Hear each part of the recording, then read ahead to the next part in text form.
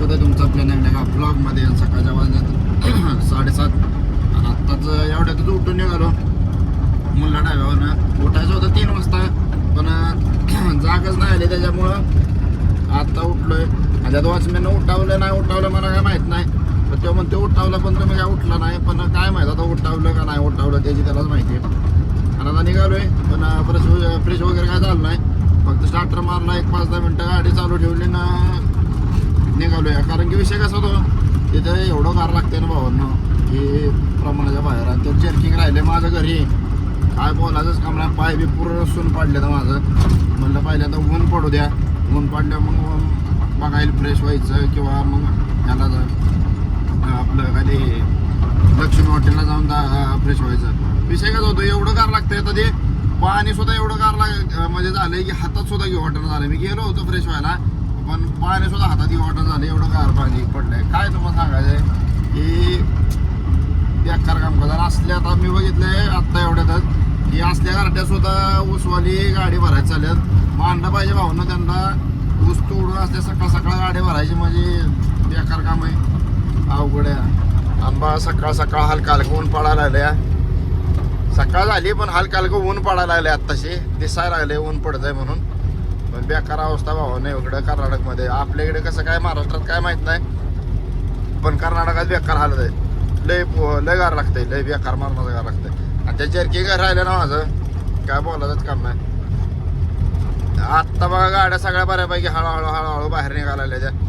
कारण की अंगावर घेऊन झोपल्यावर सुधारणाच की सकाळ कधी झाली आहे. एवढं गार लागतंय उठू सुद्धा म्हणजे एका कुशीवरून दुसऱ्या कुशी व्हायचं म्हणलं तरी भीती वाटते, एवढं गार लागतंय.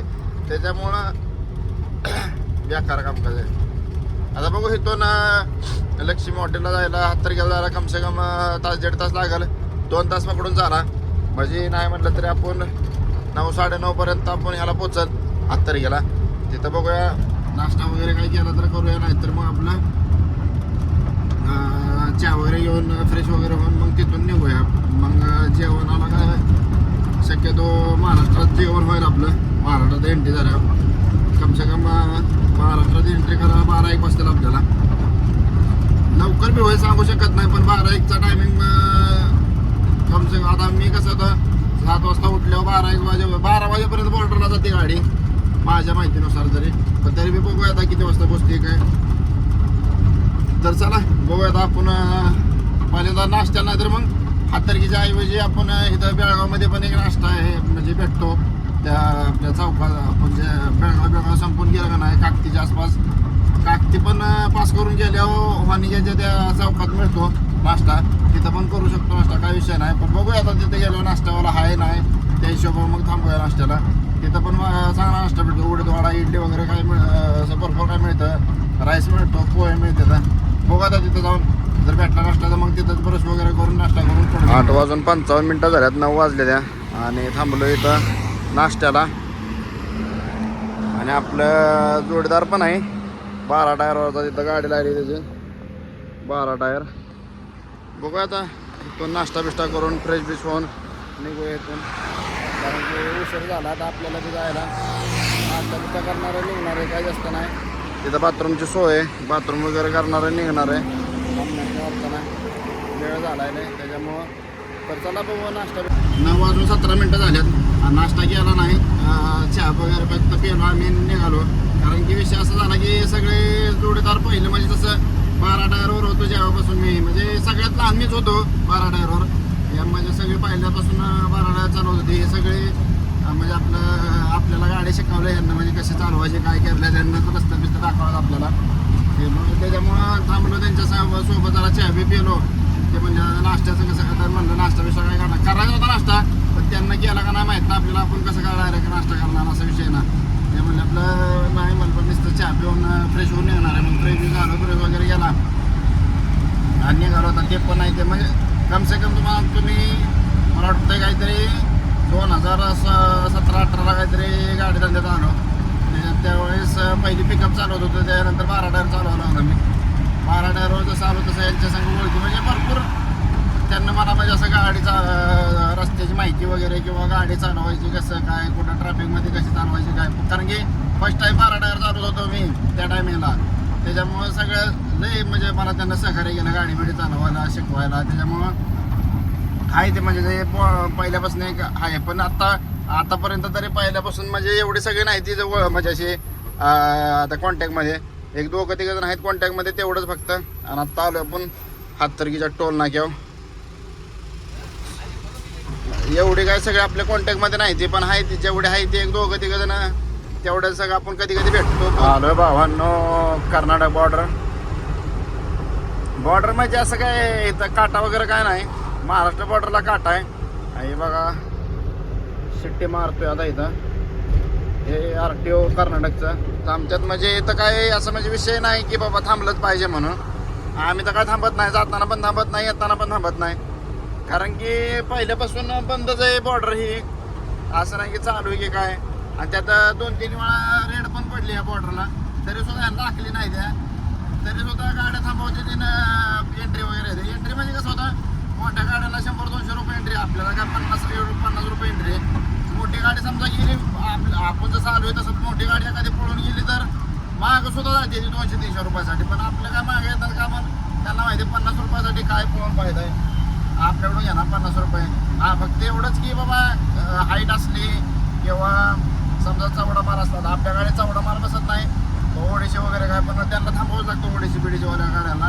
पण जर आपल्या गाडीला हाईट असली काय असले तर थांबावं लागतं. पावती बिवती नाही तर मग मागणं फाईन बिन मारणार नाही तर काहीतरी भलत्याच गोष्टी करणार. त्यापेक्षा म्हणलं मग काय होतं हाईट असली ना तर बॉर्डरला थांबणं गरजेचं आहे. आता बघू महाराष्ट्र बॉर्डर पुढं लागेल. महाराष्ट्र बॉर्डर पास करायच्या आधी एक टोल नाका आपला ह्याचा दोन्ही बॉर्डरच्या बांधा कर्नाटक एक्झिट आणि महाराष्ट्र एंट्रीचा तो पहिल्यांदा पास करूया. मग बघूया चहा वगैरे काहीतरी घेऊया नाही तर मग नाश्त्याला काय भेटलं तर नाश्ता शक्यतो भूक नाही अजून काय. पण बघू कसं होतं पुढं जाऊन. गणेशची बी गाडी आदमापूरला खाली होती झाली का नाही काय माहिती. जर झाली असली तर तो पण आपल्याला कोल्हापूरच्या आसपास कुठेतरी भेटेल. जर जो MT येणार असेल सातारला तर नाही तर मग कोल्हापूरमधनं भरणार असेल तर मग शक्यतो कमीच आहे की भेटायची गाठ पडणार नाही. शक्यतो गाठ तर पडणारच नाही पण बघू तरी बी ट्राय करूया फोन बिन करूया त्याला काय म्हणतो बघूया. जर भेटला तर ठीक नाही तर मग आपला पूर्ण प्रवास आपला कंटिन्यू राहणारच आहे. बघू पहिला टोल नाका पास करूया. तिथं काय नाश्ता बिष्टाला काय भेटते का बघूया नाही तर मग चहावर असलं तर चहावर घेऊन निघूया. नाहीतर शक्यतो थांबणार पण नाही. जर समजा जागा नसली लावायला काय तर थांबवू शकत नाही. टोल नाका पास करणार डायरेक्ट आपला महाराष्ट्र बॉर्डर. मग शक्यतो आपला पुढच्या टोल नाक्या आपल्या ह्याच्या किनीच्या टोल नाक्या वगैरे काय तर तिथे भेटतो नाश्ता वगैरे काय तर म्हणजे भरपूर डोसा इडली. फक्त विषय काय आहे टोल नाक्या महाग जास्त भेटतं या काय म्हणजे त्यांचं आता कसं सिस्टम आहे काय आपल्याला माहीत नाही. पण जास्त वडापाव 20-25 रुपयाला वडापाव देतात काय म्हणजे असं नाही ना काय. आणि आता आलाय पुढं हे उतरला की टोल नाका इथं मॅकडॉनल्ड्स बघणार झालं म्हणजे असं मग 4 व्हीलरवाल्यांसाठी हायपा हॉटेल वगैरे आहे तिथं. पण आपल्यासारख्यांचं काम नाही कारण की जास्त कॉस्टली जास्त त्याच्यामुळं आम्ही काय थांबत नाही. आला आता टोल नाका हे पण टोल नाका नाही म्हणलं तरी 335 काय 340 काय 12:30 वाजले त्या. आणि आलो कासेगाव पास करून. आता अजून काय थांबलो नाही कुठं चहा वगैरे काय घ्यायला. टोल नाका पास करून तर रस्त्याचं काम चाललंय. माती बिती उचलायचं चाललं रस्त्याचं डिवायडरवरचे. कारण की आता हे नवीन रोड झाला ना आता हे 4 लाईन 6 लाईन झाली 4 लाईन नाही 6 लाईन झाली. आता केव्हा चालू करतात काय चालू करतात आता काय माहिती. आणि टोल नाक्यावर काय थांबलो नाही चहा वगैरे काय घ्यायला नाश्ता वगैरे काय झाला नाही. आणि भावांना अवस्था बघून घ्या माझी 2 दिवस झाला आंघोळ नाही काय नाही का म्हणजे शनिवारपासून आंघोळ नाही. शनिवार रविवार आज सोमवार आजचा 3रा दिवस अजून आंघोळ नाही करणार. आता घरी गेलं पाहिजे आता आंघोळ नाही करणार हातपाय वगैरे धुणार ना मग धुणं जाऊन केस कटिंग दाढी वगैरे करून मग आंघोळ बिंघोळ करणार. बघा आता पहिल्यांदा तर पोचतोय किती वाजता गॅरंटी कमी कारण की 3-3:30 वाजणार मला पोचायला कशा बी केलं तरी. 3-3:30 वाजणार कशा बी केलं तरी पोचायला मला. पहिल्यांदा तर आता कराडा पास करून घेऊया. जेवणाचं नियोजन बघू कसं काय होतंय. एखादा राजस्थानी वगैरे ढाबा वगैरे बघून जेव्हा थांबणार आहे. कारण की विषय काय होतं आपल्या रेग्युलर हॉटेलवर थांबलं का नाही जेवायला की आपल्या एक तर महाराष्ट्रात रेटला येतं जेवणाचं. त्याच्यामुळं ड्रायव्हर किंवा फॅमिली तसलं काय इथं नाही विषय. गुजरातला गेलं समजा कराडात गेलं तर फॅमिलीला वेगळा रेट असतात आणि ड्रायव्हरला वेगळा रेट असतात. तसं महाराष्ट्रात काय नाही. जेवढा फॅमिलीला रेट आहे तेव्हा ड्रायव्हरला रेट असतो. त्याच्यामुळं सहसा तर आपण नाही तर महाराष्ट्र आमच्या हॉटेलवर कधी जेवत नाही. एकतर पहिली गोष्ट आज उशीर झाला आहे म्हणून जेवायचं थांबायचं डोक्यात आहे. नाहीतर आणि ते बी नाश्ता नाही केला म्हणून. जर कर्नाटकात नाश्ता झाला असता तर जेवाय थांबायची वेळ आली नसती. बघू आता कसं काय होतंय काय पुढं जाऊन आता कर्नाटक करून. आणि आज पहिली गोष्ट महत्त्वाची म्हणजे आज सोमवार असून सुद्धा गाडी चालवा एवढं काय असं म्हणजे त्रास व्हायना झाला की काय नाही. हे गरम होतंय पण म्हणजे असं जास्त त्रास बीस काय व्हायना. काय मग तुम्हाला सांगतो कारण महत्त्वाचं कारण तुम्हाला सांगतो. कारण की रोड बघा सगळा टोटली मोकळा आहे. मोकळा म्हणजे सोमवार असून सुद्धा नाही तर शनिवारावर सुट्टी असणारी किंवा फॅमिली वगैरे कुठं फिराय गेलेले असतात ना, एवढं ट्रॅफिक असतंय ना की काय बोलायचंच काम नाही. म्हणजे एवढा जो मोकळा रोड दिसतोय ना किंवा कधीच तुम्हाला मोकळा रोड दिसणार आहे सोमवारी. पण आज कसं काय सोमवारचा रोड एवढा मोकळा आहे काय माहिती. पण असं चला एकदम गाडी मस्त टापोटाप चालते. आपल्याला बी भारी म्हणजे असं घेर घ्यायला लागत नाही काय नाही. आहेत गाड्या पण एवढा ट्रॅफिक नाही रोडला. बऱ्यापैकी आहेत गाड्या 4 व्हीलर बिलर आहेत त्या.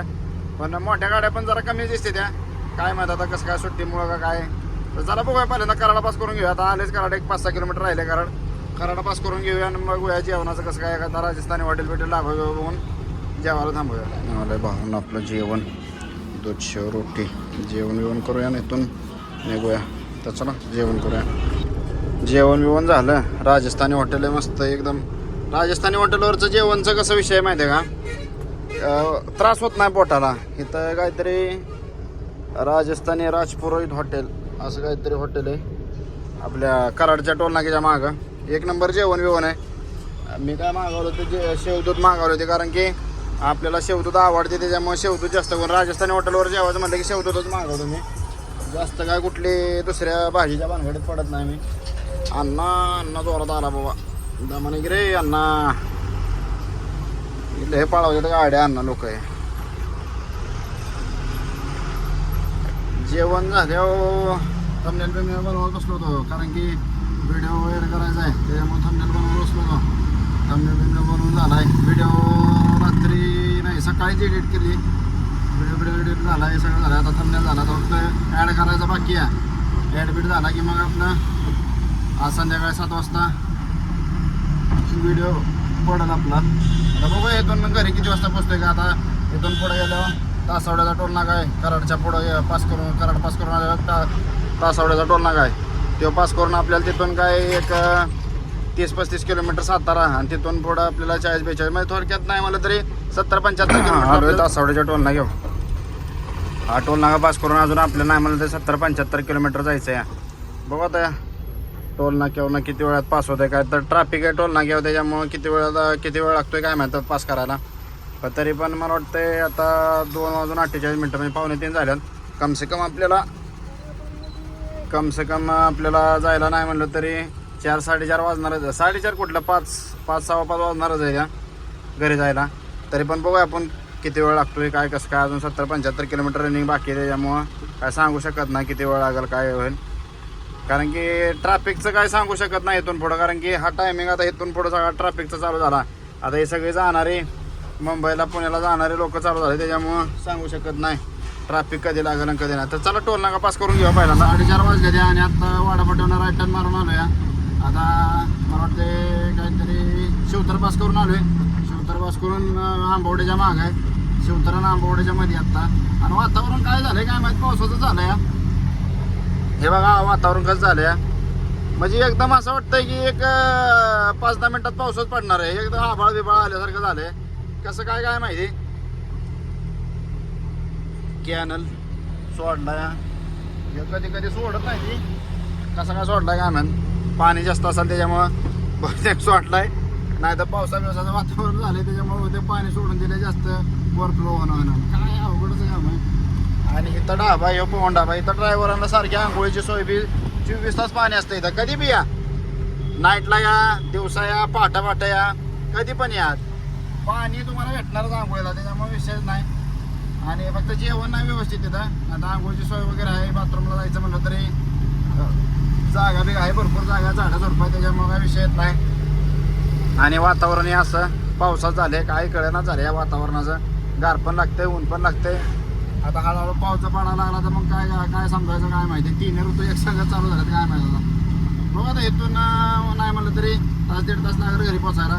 घरी गेलं मग मस्तपैकी दाढी बिडी केस बीस करणार केस बीस कापणार कटिंग बिटिंग दाढी बिडी करून मग आंघोळ करून जायचं का आंघोळीच्या आधी आता ते घरी गेल्या बघू किती वाजता पोचतोय काय शक्यतो मला 6-6:30 वाजता घरी जायला 7:30 नीट वाजणार आहेत त्याच्यामुळं काय तसं सांगू शकत नाही कसा जायला असा बी हाय असा बी जाईल आता आंघोळ करून बी जाईल की तिथं गेल्यावर समजेल तर चला पहिल्यांदा आपण बघूया पाऊस पडतोय का नाही त्या तिकडं तर ऊन दिसतंय या त्या घाटाच्या तिकडं म्हणजे त्या डोंगराच्या तिकडं तर ऊन दिसतंय आता त्या झाडांमुळे दिसणार नाही पण इकडंच कसं काय वातावरण असं पावसात झालं काय कळण झालं चला बघूया कधी आपण किती वेळात घरी पोचतोय काय कसं काय कारण की कसं आहे घाट उतरल्यावर रस्त्याचं काम पण चाललंय या आणि सगळा सिंगल रोड आहे त्याच्यामुळं तुम्हाला माहिती आहे काम बी चाललंय आता आले थोडं थोडं उरकत आलंय म्हणजे सगळं खांदाखांदी झालं आता एकदम मशीन आणत्याला डायरेक्ट डांबरी टाकून घेत्या 4:53 म्हणजे 5 वाजत आले त्या आणि तर झाली घासाघाशी कसं रस्ता लय बारीक रस्त्याची कामं बिमं चालले त्याच्यामुळे आरसा फुटलाय बहुतेक त्याचा बघू थांबा आपली गाडी पहिल्यांदा काढून घेऊया नाही तर प्रॉब्लेम व्हायचा परत हे उसवालीत ना उसवाली मधनं चालतात कडनं चालतच नाही ते म्हणजे दुसऱ्याला बी तर रस्ता देणार नाही ते स्वतः बी व्यवस्थित चालणार नाही ते तुम्ही जर कडनं चालला बाबा हे उसवाला आता त्यानं आरसा फोडला त्या गाडीवाल्याचा फोडला म्हणजे फोडला असेल चुकून असं काय जाणं कोण फोडणार नाही सोडा त्याचा नाही विषय काय पण कसं आहे बाबा एका साईडनं चाललं तर बाबा दुसऱ्याला येणाऱ्याला तो मला अंदाज पाहिजे की बाबा केवढी जागा ठेवली पाहिजे गाड्या जायला केवढं नाही पण आपलं नुसतंच घुसवा करायची कुठंतरी आता ही मोटरसायकलवालं मागणे येऊन पुढे येऊन ब्रेक दाबतंय काय करायचं आता आणि माणसं म्हणते ती मोठी गाड्यावाल्यांची चुकी असते किंवा मोठी गाड्यावाला म्हणजे काय असेल ते बाबा माणसांचा एक गैरसमज आहे की बाबा ॲक्सिडेंट झाला की मोठ्या गाडीवालीची चुकी पण आता काय करता तो गैरसमज कसा दूर करायचा आणि काय कधी दूर होणार होता काय माहिती तर चला बघूया